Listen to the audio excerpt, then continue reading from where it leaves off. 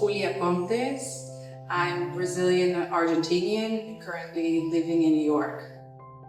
So basically my work revolves around the social and environmental impact of mining.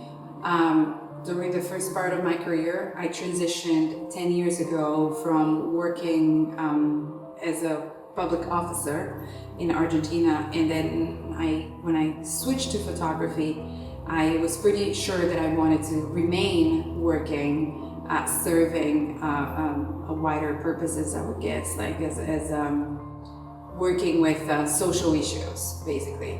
So I decided that I would use photography to talk about those issues that were concerning me. I come from one of the largest mining sites in the world.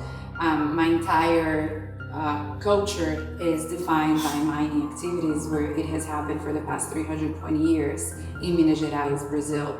So my research for the past 10 years has been finding ways to communicate the challenges that extractivist societies face, but also questioning our own patterns of consumption, what is progress for us and what we define as progress, especially in the light of climate change conversations, where oftentimes we're seeking solutions without really embracing the word environment. We are touching upon how we're going to transition, how we're using less fossil fuels, but we are never really addressing the fact that this entire transition can be really, really harmful to the environment, the process of the transition. So mining has been facing a surge, and its impacts are incalculable for the impacts for the societies and the communities where those activities are held.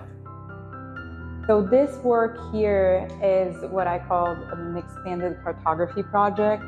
So if you look up and you see the grids that are on top, basically the idea is that those grids are representing the grids that we see in a map, right? Like when you look at a map, you have all those letters and each grid represents a space.